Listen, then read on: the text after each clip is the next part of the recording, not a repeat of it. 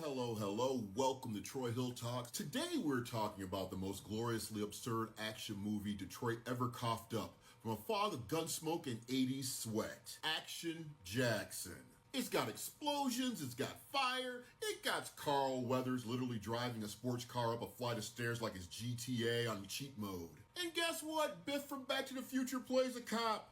Yeah, Thomas F. Wilson rocking the badge and everything. You know the movie's insane when Biff's the voice of law and order. Now listen, if you ever flex in a mirror while holding a super soaker and imagine saving the day with a witty catchphrase, this movie is your spirit animal. But here's the catch, it's all so loud, so random, and so aggressively 80s, it might just peel your eyebrows off if you're not ready. Jericho Action Jackson used to be a lieutenant, until he caught a demotion for putting hands, feet, elbows, and probably a shoehorn on a sexual predator. The thing is, that predator was the son of Detroit's most powerful industrialist / cartoon villain, played by Craig T. Nelson, the perm that says, "I do evil at brunch." Now Jackson's just trying to mind his own business, walk like a tank and crack jokes. But wouldn't you know it, he gets framed for murdering Delaplane's wife, Sharon Stone, in one of her blink and she's dead roles. Now enter Sydney, a drugged-out lounge singer played by Vanity who somehow stumbles into this chaos and decides Jackson is her new emotional support gladiator.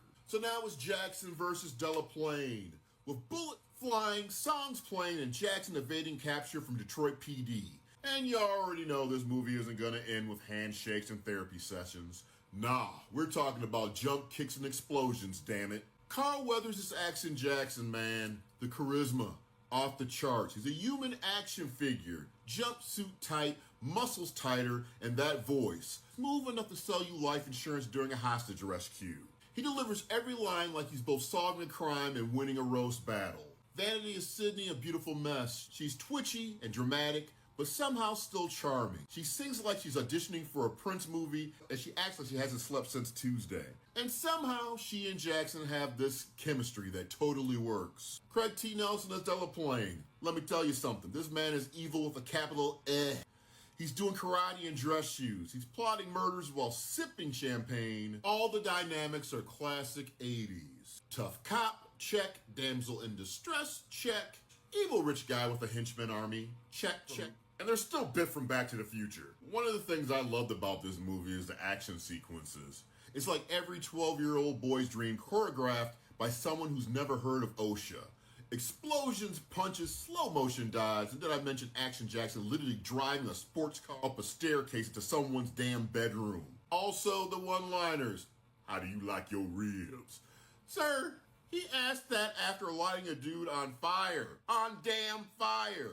That's not dialogue, it's poetry. Carl Weathers being Carl Weathers, this man made every scene look like a GQ cover shoot during a war. I still miss him. Legends never die. Sweet nostalgia. Everything's overdone.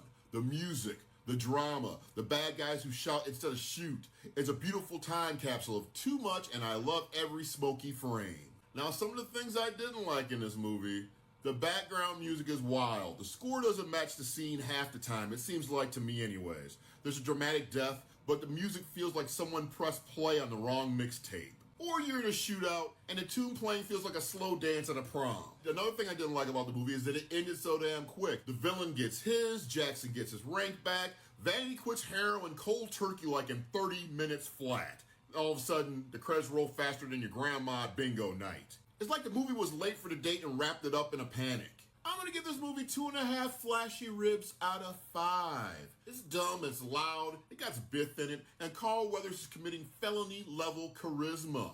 It doesn't want to be deep. It wants to be dope, and it mostly is. Now listen, Action Jackson definitely wasn't for Oscar voters. It's for the fans, the ones who grew up on VHS tapes, who love their heroes sweaty and their villains doing kung fu and tuxedos. You want logic, man, go watch Law and Order. You want entertainment, this is your rib-flavored jam. So let me ask you, what's your favorite so bad it's good action movie from the 80s? Drop it in the comments and let's build a shrine of glorious nonsense together. Smash that like button like Action Jackson throwing somebody through a wall. Subscribe if you love movie breakdowns with extra seasoning. Share if you know someone who drive their car up a flight of stairs just for fun. This is Troy Hill. You've been watching Troy Hill Talks. Catch you next time, fam. And remember, always check how they like their ribs. Take care.